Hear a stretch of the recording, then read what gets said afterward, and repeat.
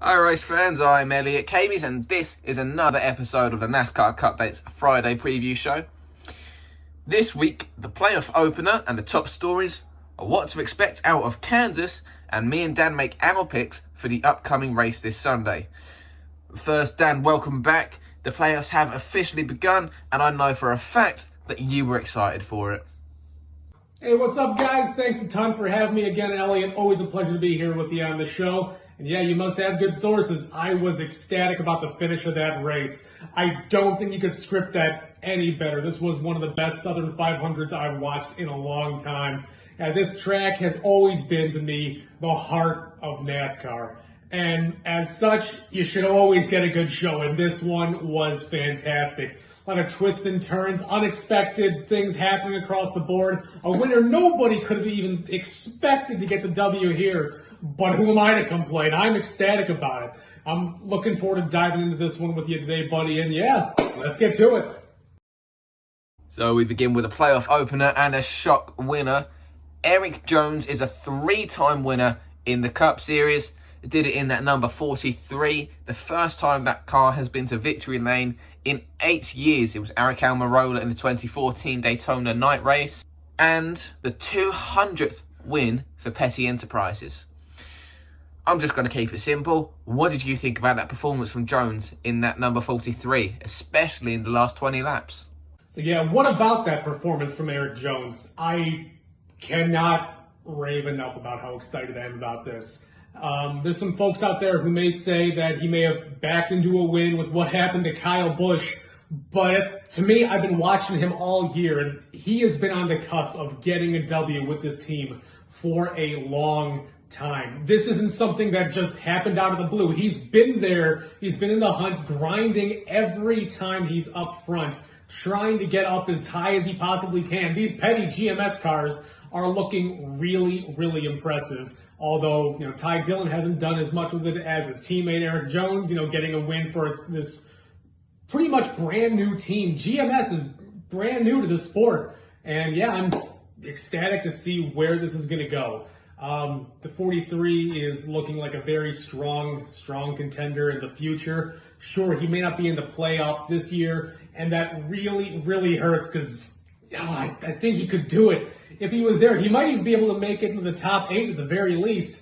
But yeah, one heck of a performance from the 43, keeping himself in contention, got a few lucky breaks, but he did deserve this one. Now, with the playoffs comes the added pressure, and with added pressure comes the issues teams face. Most teams were affected by something, either in or out of their control. Others had extremely strong runs, but let's focus on Hendrick Motorsports and Joe Gibbs Racing. Two Goliaths in the playoffs, but both teams had at least two cars facing issues early on in the race, eventually leading to 3 vehicles exiting early. Yeah, some of the biggest teams out there having some serious mechanical issues. I don't think anybody could have seen that coming from as many as it happened to. The big two out of that would have been Kyle Busch and Kyle Larson. Both guys ended up with their hoods up at the end of the day. And God, that definitely changes the playoff picture coming up seriously. Someone like Martin Truex, you think that maybe he's going to be the one to spoil the party for all the non-playoff drivers out there. But it looked like it was the 43 who did that in the long run. Yeah, Chase Elliott, I feel real bad for the kid because you felt like if he maybe had a minute or two more with that caution clock, could have gone back out there and got something done with the 9 car. There's a lot left on the table for him after Darlington. But comparable issues, sending the 19 and the 18 to the garage, the 5 car losing it midway through. Yeah, that definitely changes a lot of things going into the playoffs. And finally, we need to talk about the amount of non-playoff drivers at the front of the grid. One nearly dominating the latter part of the race before exiting with internal issues, and one winning the race, not to mention the various drivers in the top 10 who are out of the playoffs. So what kind of message does this send to the playoff drivers? If Darlington shows anything, it's that nobody's just going to give it to these contenders. Oh, it sends a message through the entire garage, mostly from the mouth of Martin Truex Jr. and Eric Jones. It tells everybody, look, I get it, you're going for a championship, but I'm here too and I'm paid to win. So when you got a bunch of other guys out there like your Justin Haley's, your Chris Buschers, your Michael McDowell's all saying to themselves, right, I get it, you're going for the cup, that's real cool, guys, but I'm trying to win this thing too. They got to remember that this is a 40-car race. This is not a 16-car race that's about to be shaved down to 12 cars in just a matter of weeks. There are 40 guys out there, and each one of them saying, why not me? So this is this week's What to Expect from Kansas. This is a track that has a lot of history and a lot of fantastic winners, ranging all the way back from Jeff Gordon and Mark Martin, some guys like Jimmy Johnson and Tony Stewart, and more recently, some of your playoff contenders like Denny Hamlin and Chase Elliott. So what can you expect? First thing, expect the unexpected. I know it's a cliche thing to say, but this car has been put through its paces and teams are figuring it out. Now more than ever, people are going to be just understanding what this brand new car can really do at a track like this. You saw some fantastic racing over at Michigan, and I expect a level of racing comparable to that. Not like your Daytona or Talladega, but I expect a lot of high speed, almost pack racing, but stretched out just far enough. Number two, varying pit strategies. A lot of teams may opt to go off cycle. Hey, maybe a 2-tire pit stop can be viable here. At Darlington, that was absolutely out of the question. 4 tires all the way around. Can you do rights at a track like this? With as wide and sweeping as these turns are, you might be able to save a little tire if you do everything just right. Number 3, the unexpected driver. There's going to be a lot of guys running up front that may not be in the playoffs. I mean, expect Eric Jones to be up there again. Probably Martin Truex too. Maybe somebody like Chris Buescher, who's actually getting a little bit more speed in his car lately. And Michael McDowell, who's been as surprising as ever. Expect the unexpected from Kansas this week. It's that time again where we make our picks for the upcoming race weekend. This time we're picking for Kansas, and yet again, both our cars went up in smoke one way or another. I went for Harvick, he caught fire. You went for Busch, he blew up later. So again, you go first. Who do you have for Kansas? Yeah, up in smoke, they both went, just like both of our picks. So yeah, on to Kansas. Who is my pick going to be this week? I'm honestly looking at the number 9 car of Chase Elliott. He has gotten it done in the past back in 2018. He has won here previously. I honestly believe coming off of Darlington with the type of finish he had there, he is going full steam ahead. Sure, he's still in the playoffs right now, but after falling out as early as he did, that definitely dropped him farther on the totem pole than he would like. Sure, back in May, he may have finished 29th, but that's with a brand new car that he's starting to figure out, and I think he has what it takes to get it done here. In the past, he's finished 2nd, 5th, and 6th previous years. He is always a contender running up front. And on top of that, he's only ever qualified one time outside of the top 20 since his rookie year back in 2016. Chase Elliott is my pick going into Kansas. I think that he is going to be all work, no play coming into this weekend, and he's my guy to watch out for.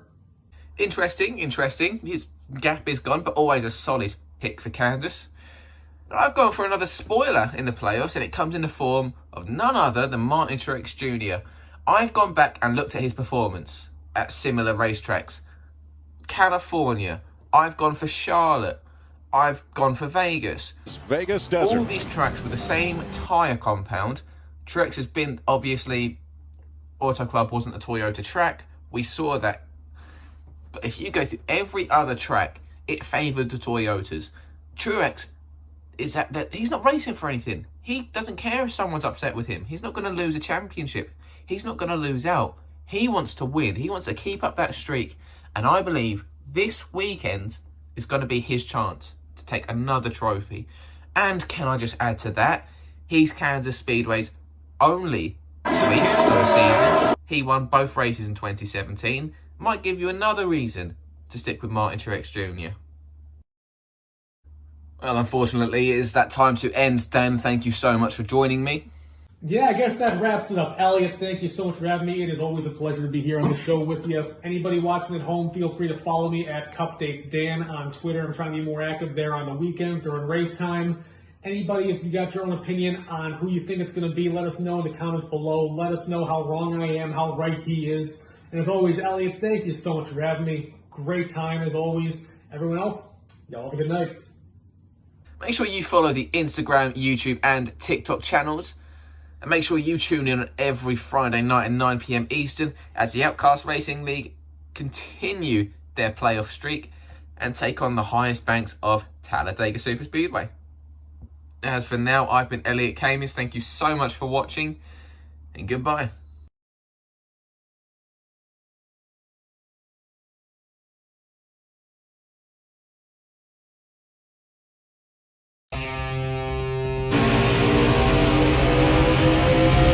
Last Friday, the lights closed on the regular season, the engines switched off, but you could still hear the hunger. You gotta be willing to go the extra mile.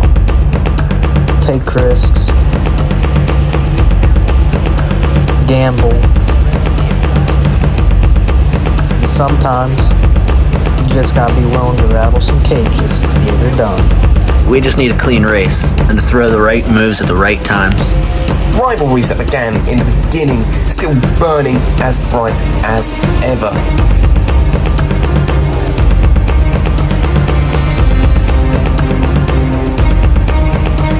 I would definitely throw a bumper at somebody. This week, the playoffs begin. Everything you thought you knew about the word intensity, pressure, forget it. I'm here to race. I'm here to race as hard as I can. I want to do it the Mark Martin style. Would definitely move someone out of the way. I've found 3 different ways to lose it, so I'm willing to do just about anything. The playoffs begin now. It all begins here.